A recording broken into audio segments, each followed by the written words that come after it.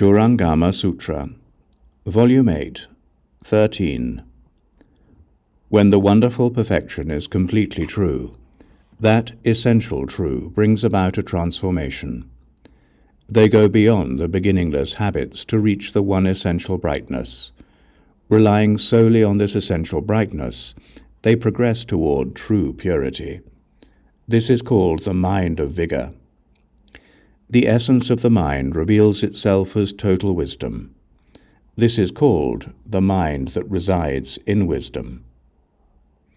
As the wisdom and brightness are held steadfast, a profound stillness pervades everywhere. The stage at which the majesty of this stillness becomes constant and solid is called the mind that resides in samadhi. The light of samadhi emits brightness. When the essence of the brightness enters deeply within, they only advance and never retreat. This is called the mind that is irreversible.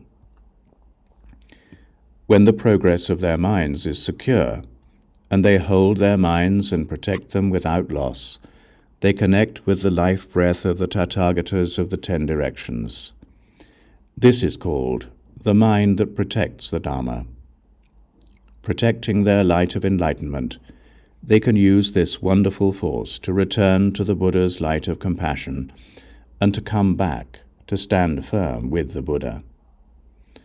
It is like two mirrors that are set facing one another, so that between them the exquisite images interreflect and enter into one another, layer upon layer.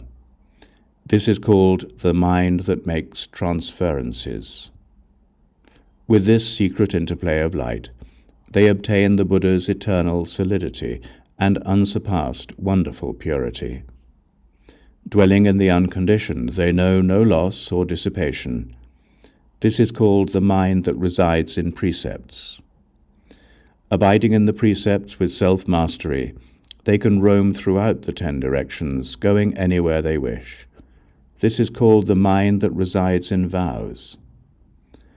Ananda, these good people use proper expedients to bring forth those 10 minds. The essence of these minds becomes dazzling, and their 10 functions interconnect to a point of single-mindedness. That is called the dwelling of bringing forth the resolve. The discoveries made by that mind are like pure crystal within which can be seen pure gold. Based on those previous wonderful minds, they step up to this level called the dwelling of the ground of regulation. When the mind on that ground connects with wisdom, both become bright and comprehensive. Traversing the 10 directions, then, without obstruction, is called the dwelling of cultivation. When their conduct is the same as the Buddha's and they connect with the Buddha's spirit, then, like the body between skandhas searching for a father and mother, they penetrate the darkness with a hidden communication and enter the lineage of the Tathagata. That is called the dwelling of noble birth. Since they ride in the womb of the way, they are heirs to enlightenment just as a mature fetus has developed all human features. That is called the dwelling that is endowed with skill in means. Their physical appearances become those of Buddhas, and their minds the same as well. That is called dwelling in the proper mind. United in body and mind, they grow and mature day by day.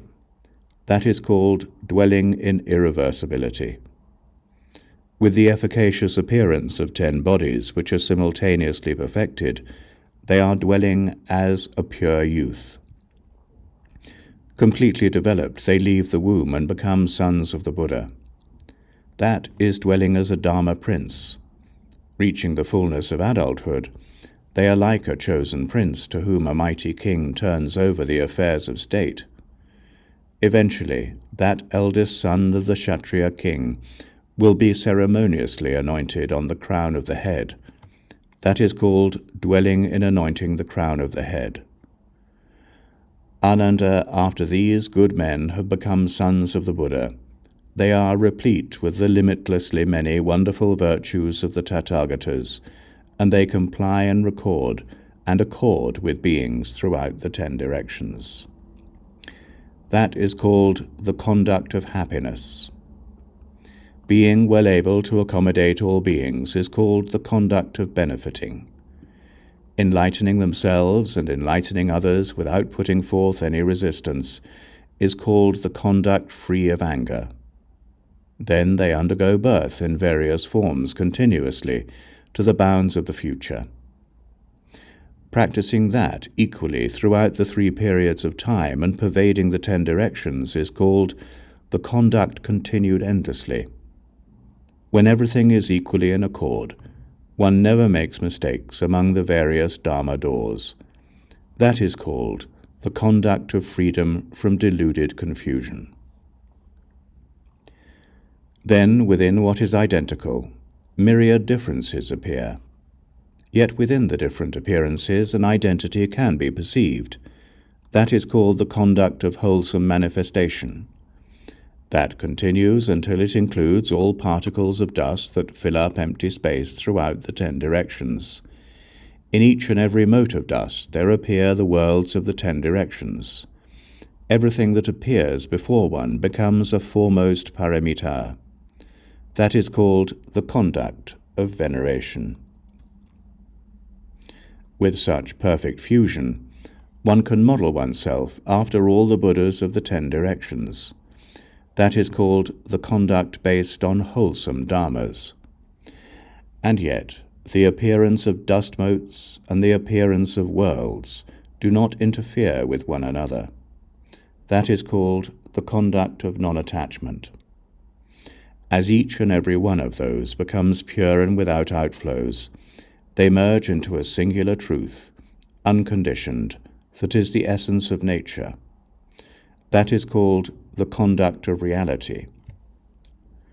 Ananda, when these good men, replete with spiritual penetrations, have done the Buddha's work and are totally pure and absolutely true, they can remain distant from obstacles and calamities. Then they take beings across without being attached to the idea of taking them across. They direct the unconditioned mind toward the path of nirvana. That is called the transference of saving and protecting living beings, while apart from the appearance of living beings. Destroying what should be destroyed, and remaining far removed from what should be left behind, is called the transference of indestructibility.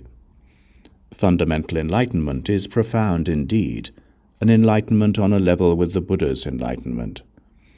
That is called the transference of sameness with all Buddhas. When absolute truth is discovered, their level is like the level of Buddhas. That is called the transference of reaching all places.